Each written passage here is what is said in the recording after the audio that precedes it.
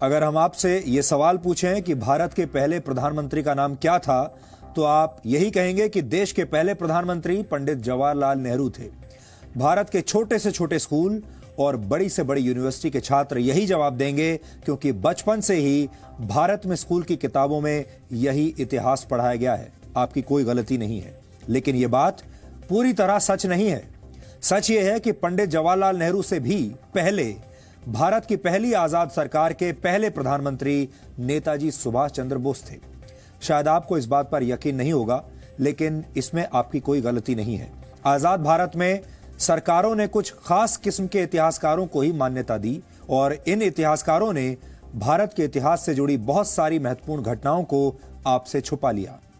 नेताजी सुभाष चंद्र बोस भारत की पहली आजाद सरकार के प्रधानमंत्री, विदेश मंत्री और रक्षा मंत्री थे, लेकिन यह बात कभी भी आपको बताई नहीं गई, ना ही आपको पढ़ाई गई। भारत सरकार ने आज एक बहुत बड़ा फैसला लिया है। इसी महीने 21 अक्टूबर को भारत की पहली आजाद सरकार की 75वीं वर्षगांठ मनाई जाएगी। इस सरकार को आजाद हिंद सरकार कहा जाता है। यह सरकार 21 अक्टूबर 1943 को बनी थी और इसका अर्थ यह हुआ कि भारत की मौजूदा सरकार ने सुभाष चंद्र बोस द्वारा स्थापित आजाद हिंद सरकार को मान्यता दे दी है। इस मौके पर प्रधानमंत्री नरेंद्र मोदी लाल किले का दौरा करेंगे और वहां आजाद हिंद फौज संग्रहालय का उद्घाटन करेंगे। इसके अलावा इसी वर्ष 30 दिसंबर को प्रधानमंत्री मोदी अंडमान निकोबार जाएंगे, क्योंकि करीब 75 वर्ष पहले 30 दिसंबर 1943 को ही अंडमान निकोबार में पहली बार सुभाष चंद्र बोस ने तिरंगा फहराया था। यह तिरंगा आजाद हिंद फौज का था और यह भारतीय जमीन पर आजादी की पहली निशानी थी। मौजूदा सरकार ऐसा क्यों कर रही है, इसके पीछे की राजनीति क्या है, यह सब कुछ तो आपने दिन भर न्यूज चैनलों पर होने वाली डिबेट्स में सुन लिया होगा, लेकिन कोई यह बात नहीं कर रहा कि नेताजी सुभाष चंद्र बोस के योगदान को हमारे देश में कमतर क्यों माना गया। आजाद हिंद फौज और आजाद हिंद सरकार जैसी उपलब्धियों को किनारे क्यों लगा दिया गया। ये सवाल आज गहरे विश्लेषण की मांग कर रहे हैं। अगर किसी परीक्षा में यह सवाल पूछ लिया जाए कि भारत की पहली आजाद सरकार के प्रधानमंत्री का नाम क्या था और आप उसके जवाब में नेताजी सुभाष चंद्र बोस का नाम लिख दें, तो आपके सारे नंबर कट जाएंगे, क्योंकि यह जवाब गलत माना जाएगा और यही इस देश का सबसे बड़ा दुर्भाग्य है। आजाद भारत के पहले प्रधानमंत्री जवाहरलाल नेहरू थे, लेकिन भारत की पहली आजाद सरकार के प्रधानमंत्री नेताजी सुभाष चंद्र बोस थे। यह फर्क आपको हमेशा याद रखना चाहिए और सुभाष चंद्र बोस को हमेशा उनके हिस्से का सम्मान देना चाहिए, यह मिलना ही चाहिए।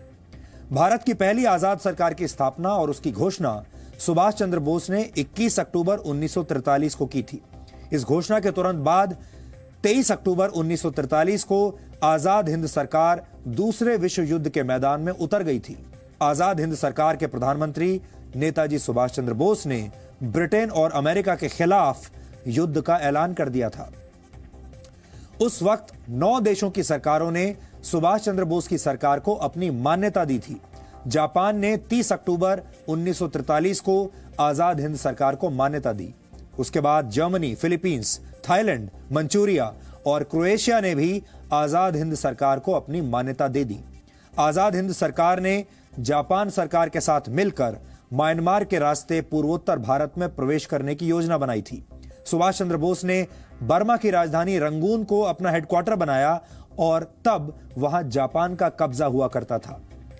18 मार्च 1944 को सुभाष चंद्र बोस की आजाद हिंद फौज ने भारत की धरती पर कदम रखा था और उस जगह को अब नागालैंड की राजधानी कोहिमा के नाम से जाना जाता है। आजाद हिंद फौज के शौर्य में कोई कमी नहीं थी, लेकिन 2 प्रमुख वजहों से सुभाष चंद्र बोस की आजाद हिंद फौज कोहिमा से आगे नहीं बढ़ पाई। पहली वजह यह थी कि यह युद्ध जंगलों में लड़ा जा रहा था और तब जुलाई का महीना था और भारी बारिश की वजह से सेना का आगे बढ़ना मुश्किल था। और दूसरी बड़ी वजह यह थी कि आजाद हिंद फौज के पास एयर सपोर्ट नहीं था। ब्रिटिश सेना के पास लड़ाकू विमान थे, जिनके सामने आजाद हिंद फौज के सैनिक मजबूर हो गए।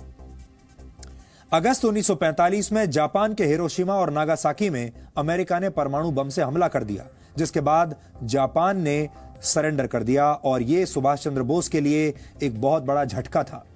अमेरिका और ब्रिटेन ने दूसरा विश्व युद्ध जीत लिया, लेकिन नेताजी सुभाष चंद्र बोस ने हिम्मत तब भी नहीं हारी।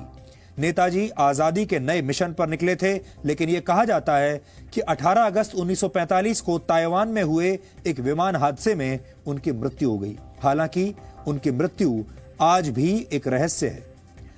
भारत की पहली आजाद सरकार के पहले प्रधानमंत्री नेताजी सुभाष चंद्र बोस इस घटना के बाद इतिहास के पन्नों में कहीं खो गए। यहां आजाद हिंद सरकार के बारे में भी आपको कुछ बातें जरूर जाननी चाहिए। सुभाष चंद्र बोस आजाद हिंद सरकार के पहले प्रधानमंत्री, रक्षा मंत्री और विदेश मंत्री थे। Lieutenant colonel AC Chatterjee Azad Hind सरकार के वित्त मंत्री थे। SA अय्यर आजाद हिंद सरकार के प्रचार मंत्री थे। रास बिहारी बोस को आजाद हिंद सरकार का सलाहकार बनाया गया था और इस सरकार की स्थापना करते वक्त नेताजी सुभाष चंद्र बोस ने यह शपथ ली थी कि ईश्वर के नाम पर मैं ये पवित्र शपथ लेता हूं कि भारत और उसके 38 करोड़ लोगों को आजाद करवाऊंगा। ये उनकी शपथ थी। आजाद हिंद सरकार ने यह तय किया था कि तिरंगा झंडा भारत का राष्ट्रीय ध्वज होगा। विश्व प्रसिद्ध साहित्यकार रविंद्रनाथ टैगोर का जन गण मन भारत का राष्ट्रगान होगा और लोग एक दूसरे से अभिवादन के लिए जय हिंद का प्रयोग करेंगे। नेताजी सुभाष चंद्र बोस की कथित मृत्यु के बाद भी ब्रिटेन और अमेरिका की खुफिया एजेंसियां पूरी दुनिया में उनकी तलाश करती रहीं। यह वो दौर था जब अहिंसा के पुजारियों पर लाठियां बरसाना अंग्रेजों का बहुत प्रिय शौक था, लेकिन सुभाष चंद्र बोस ने खून का बदला खून से लेने की नीति पर काम किया। यह सुभाष चंद्र बोस द्वारा छेड़ा गया रक्त रंजित संग्राम था, जिसमें अंग्रेजों की सेना के 45,000 से ज्यादा सैनिकों की मौत हुई थी।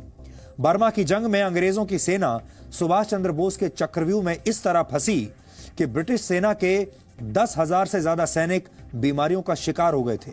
इस लड़ाई में अमेरिका की सेना के भी 3,000 से ज्यादा सैनिकों की मौत हुई थी और यही वजह है कि ब्रिटेन और अमेरिका की खुफिया एजेंसियां मिलकर सुभाष चंद्र बोस को किसी भी तरह से ढूंढकर सजा देना चाहती थी। अंग्रेजों ने उन पर हजारों अंग्रेज सैनिकों की हत्या के आरोप लगाए, लेकिन ये आरोप सुभाष चंद्र बोस के लिए किसी मेडल से कम नहीं थे। भारत में लाखों लोगों की हत्या करने वाले अंग्रेजों को सुभाष चंद्र बोस ने यह बता दिया था कि अहिंसा और शांति भारत की कमजोरी नहीं, भारत को हथियारों से जवाब देना भी उतना ही अच्छी तरीके से आता है।